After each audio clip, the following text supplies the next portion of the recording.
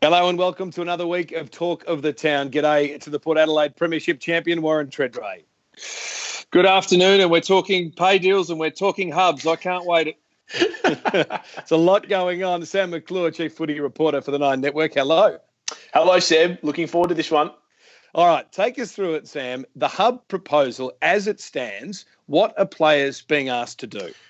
Yeah, so the news came out last night for players to be prepared to spend up to 20 weeks in a hub. I don't think ultimately that's going to happen. But what they need to get their head around is that when they do eventually go into hubs, and that's going to happen because that's the way we kickstart the season, there'll be 3 weeks dedicated to a pre-season. Then they'll need to spend another 5 weeks in there where they'll play 7 games. So 3 plus 5 is 8.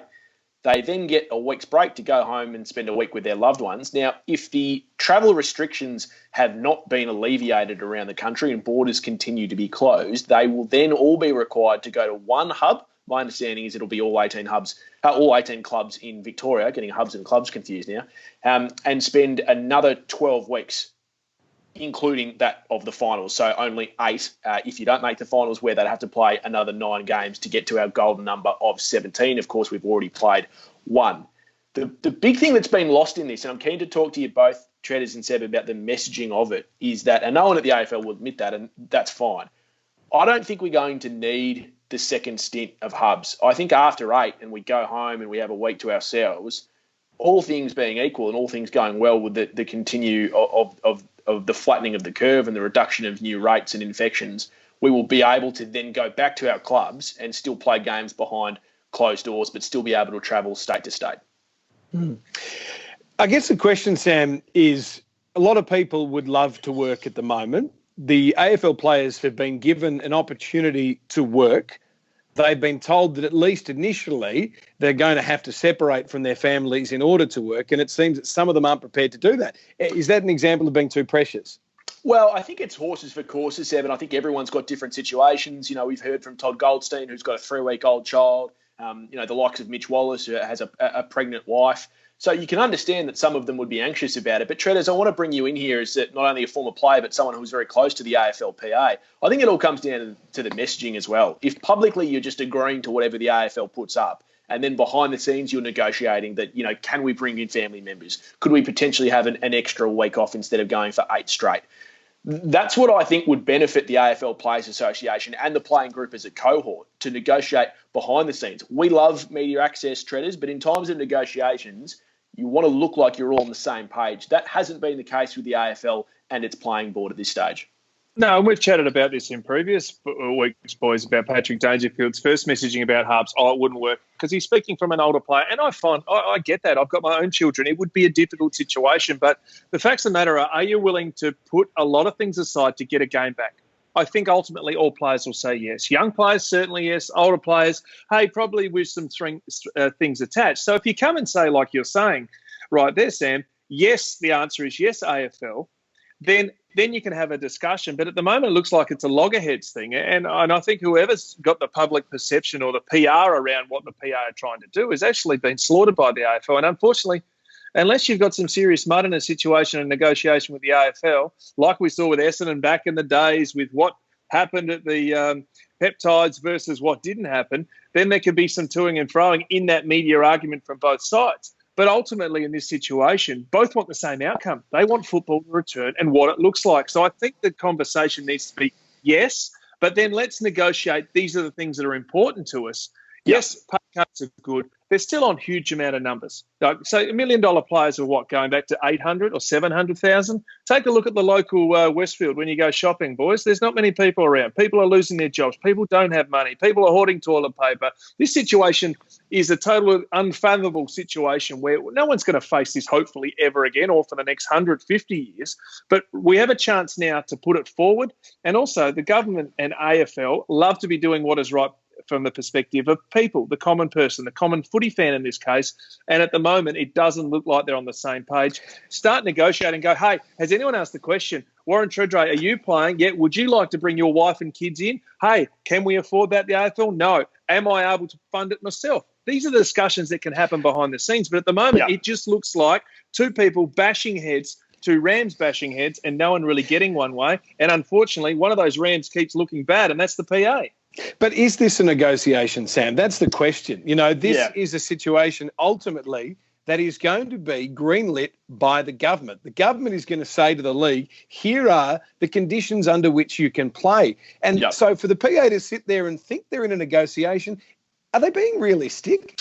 Well, it's an interesting one, Seb. We talked about whether the pay deal was a negotiation, and it ended up being so because the Players Association, I felt like, won that battle in the end. But they've agreed to this pay deal now, and they've agreed to the notion of, at some stage, a return to play. Now, the AFL has gone to great lengths and great cost to work out a scenario where players, A, can return, but B, can be perfectly safe when they return. So I think for the AFL PA to turn around last night and say, this is just the starting point of a negotiation. The things that Tredders was speaking about behind the scenes, they may be up for negotiation. But returning to playing through hubs, I think that's happening. I'm not sure you can turn around and say, let's look at another scenario. That is an absolute given, boys, because there's no other way we're going to return. Because I look at South Australia, where I live, the last 6 days, there have been no confirmed cases. I see today Victoria has a first day in a long time where there are no confirmed cases. Different parts of Australia at different times have at different levels of coronavirus cases or new cases, whether they're positives or not. So you sit there and go, why is South Australia not having a hub? Well, they say we need 2 AFL grounds. That rules us out. So the situation is forever changing. The AFL, I think, has done pretty well. Let's face it, they've come to a pay deal with their players. They're trying to find their broadcasters happy. It seems as if they've actually got an agreement where the broadcasters are willing to move. They're trying to find grounds. They're negotiating with the government as opposed to NRL, who says we're having a return date and you can get stuff other than that. And I think in this case, the mantra has to be, how do we best get back to playing football, where it is the most safe industry, right, for our players to return to the field, albeit what's happening in the world right now. I think they've ticked every box. I just think they need to go, let's tick, tick, tick, and let's put it in writing. We'll negotiate the finer bits later. And if we can bet families in and players can have breaks, we'll find that out, because I think in a month's time of training and preparing, we'll know a lot more than what those hubs are going to look like. It may be in a month and a half to 2 months. It might be open slater for families. It might only be, as you mentioned before, the hubs won't go as long. I think if you're trying to put a hard and fast rule, a month ago we didn't even know how long this was going to be. Now we seem to be a little bit of a light at the tunnel. I think we flow with it, not actually make hard and fast rules right now. And it's pretty easy, I think. Economics is the circumstances by which you will play will be set by the government, and it looks unlikely to include families. If that doesn't agree with you, you don't have to play, but you also won't get paid, I think is pretty simple how it will work going forward. Guys, let's move on to coaching, because coaching panels are going to look very different in the new football world, again, as a result of economics. But I want to start first with Port Adelaide Tredders. It was Ken Hinkley who put on the table not so long ago that his contract said he has to make finals to earn an extension. David Koch said that he expects Ken Hinkley to stay at the club beyond 2020. What is the latest with the senior coach at Port Adelaide? Well, there's a lot of fanfare and a lot of hype around this one. All it was David Koch did I think a little bit of a bumbly interview, and not being disrespectful to him, because previously he said Ken knows where it's at. We need to play finals and he needs to get that extension. Otherwise, and even this time last year when Port must play finals, that is the bare minimum. They didn't achieve that. They haven't achieved that for 3 years, I think it is now. So, and they've missed, haven't won a final for about 6 or 7 years. So the pressure is certainly on Ken Hinkley. He doesn't shy away from it.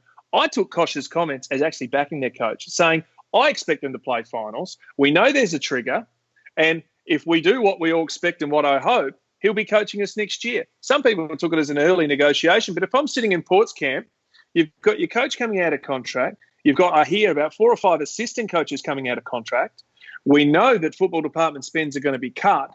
Why would you go and extend your coach when we know, and we've just finished chatting about, there is a season still to play, albeit a very different one, where he could trigger it anyway? And if Port don't make the finals, albeit in a very different season, if we fast forward 6 months and they haven't made the finals, what do you think Port fans would be saying if Ken Hinkley's already been contracted for another year? The whole discussion for me was overhyped, and the coach was simply being backed by his president. What about coaching panels in general, Sam? At the moment, we've got line coaches, we've got opposition analysis. Coaching panels have swollen, to almost double figures in some cases. What is the new football department going to look like post-COVID? Because presumably costs are going to have to be cut. Yeah, it's going to be very different. I mean, if list sizes are going to go down, then coaching departments and football departments will go down.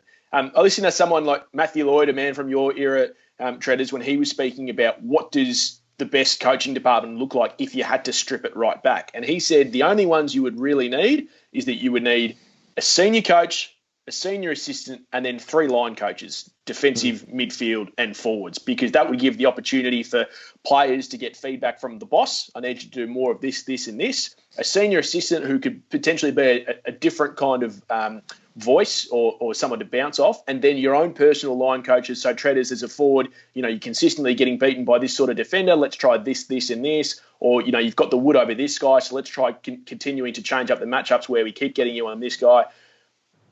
Beyond that, though, Treaders, I'm not sure how many coaches, unless they can really prove bang for their buck, will be left. Yeah, I agree. And I've got some info from inside some footy clubs in the last couple of weeks. They're saying an assistant coach, right, so a forward, midfield, defence, or one of those key role, as you say, that hands-on coach under the senior coach, nowadays, well, before COVID, was on about 250,000 average around the league. That'll be cut to 150. I know what's happened in Port Adelaide. A full-time physio has been cut. A recruiter has been cut. The big one here that I didn't realise until only recently was data analysts. So we're talking about the Moneyball theory. With not only does the club I thought had maybe 1 or 2 data analysts, I'm understanding that some clubs have got 4 upwards of 6 data analysts. So forward, midfield, defensive coach. Right, recruiters have got data analysts. Senior coach has his own data analysts. So I think there'll be massive cuts there. Coaches clearly 20 or 30%. They'll be forced less to be than an Alex Ferguson, more hands-on type of coach. And I think the one we've probably ruled out, depending on the list sizes, we all know how quick development has to happen from young players coming into the system. I think there'll still be, for example, 2 development type of coaches. So I think there'll be a lot of cuts. There'll be we'll lose some heads in terms of your system, but I also think you'll see some fat trimmed off the top in terms of salaries, because you can't tell me any coach in the world, AFL, would go, okay, you're on $1 million at the start of 2020. That job's now 700. Are you interested? 99% so. I still want that job. Totally. And it's still a bloody good earn. Yep. And you're still working in a great industry and in a great sport. Absolutely. Let's take a look at this story. Easton Wood, premiership captain of the Western Bulldogs in 2016, has been staying with his parents as part of isolation to get away from his home in Albert Park. On the 14th of April, a burglar has entered the place in Albert Park and taken his historic premiership medallion, as well as his Tissot premiership watch, which they were giving out on the day, and also a World War I medallion, which has great sentimental value to him. But Treaders, where do you keep your premiership medallion from 2004? As if I'm telling you after that news. We're both reputable people, Treaders. We won't steal it. Yeah. We're not going on that internet thing, are we? No. But let's face it, you keep it in ridiculous spots, hidden in sock drawers, in safes, round at mum and dad's house. Players love it. I very much hope yours is in a better place than your sock drawer, Warren. I mentioned one of the 2 other options, so you've got to either take the parents' place or work out whether I've actually got a safe. But I can tell you right now, 2004, it wasn't a medal. In the change rooms at the MCG on the Great Southern Side when we beat Brisbane in 2004, Gavin Wanganeen had his Guernsey pinched. It was returned after club did an online campaign back in 2014. 10 years later. So that'd be the first thing the Western Bulldogs I'd be doing right now is putting out there, because what's it worth to someone else other than a mad Bulldogs fan? You can't show it to anyone because they'll know that, hang on, where'd you get that from? They only go to players and a coach. It doesn't go to anyone else. I reckon you'll find this one will be returned pretty quickly, but it is quite pathetic. But there is a little bit of humour, boys, because if you check some tweets of late, Bob Murphy, at the time the premiership captain, who did not play, said, I have a rock-solid alibi on Twitter. Too soon. Too soon. Yes, very much so too soon. Now, I got a place Easton Wood could check. I remember about 7 or 8 years ago, I got a call from the owner of Cash Converters Mooney Ponds in Victoria, who said he just had a swag of jewellery come in, and one of them looked quite strange. It was a Melbourne Storm-themed ring. Anyway, we got out there. And it turned out not only was it a Melbourne Storm-themed ring, it was the 1999 premiership ring of a Storm player. We did a few checks. Turns out the former Papua New Guinean powerhouse Marcus Bai had his premiership ring stolen from his joint on the Gold Coast 7 years earlier. And it was exactly the same. So we managed to reunite Marcus with his premiership ring. So Easton, first point of call, cash converters, Mooney Ponds. You never know what you might find there. But, yeah, there you go. So Easton Wood, we hope he gets it back because these things, as you rightly point out, it doesn't have a lot of resale value without the players say so. So, good luck to police looking into that one. If you know anything, of course, contact Crime Stoppers. Now, the Social Club, gentlemen, every week we induct a new member of the Social Club, an AFL player whose social media work we admire.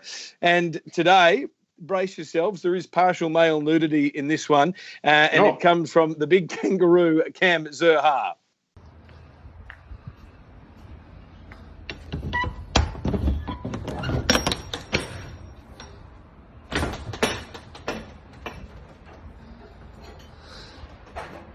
So having somewhat of a fry-up, a barbecue in the back of the truck, I think he's trying to encourage people to watch a North and Carlton game that's going to be on the AFL app in a few days' time. Sam, but look, good sense of humour from the big fella. Yeah, look, you'll probably be wanting to watch a better game than an old replay between North Melbourne and Carlton, but that's just me. No, it's great. I really enjoyed it. And the one thing that we have been, or I certainly have been, Treaders, enjoying about isolation is the ability to just get out on the deck with the barbecue with no one else, not have anyone commenting on how much you're overcooking your steaks or your kangabangers, and just having the meal that you want to have. Yeah, absolutely. Also loving the coaches on TikTok. But if any players are out there bored and are second-guessing themselves, we will give you airtime. Do something stupid and make yourself proud. Treaders, can you do a TikTok for next week? Because I would really like to see that. Maybe involving the phone or the bow or something like that. I was going to involve my kids, of which there are 3 of my own and 2 stepkids, 2 dogs, 2 birds and a cat. But that may be difficult, but I'll see what I can do. Well, Beyonce and Lady Gaga had a big hit a few years ago. It might be a little bit out of your sort of realm of knowledge, called Telephone. So if you could do one, or we could get the whole sort of telephone celebration, I think that would light up social media. I'm not saying it's positive, but I think it would get a good run. Well, as I say, historically, when COVID hit, you're eating oysters, so I'd be quiet right now. I can't believe we're going back to the oysters. Never forget. Hashtag never forget the oysters. Warren Tredrea, Premiership Champion for Port Adelaide. Thank you for your time. No worries, boys. See you next week. Sammy Oysters McClure, thank you. Thanks, Seb. Don't get used to that nickname. See you next week on Talk of the Town.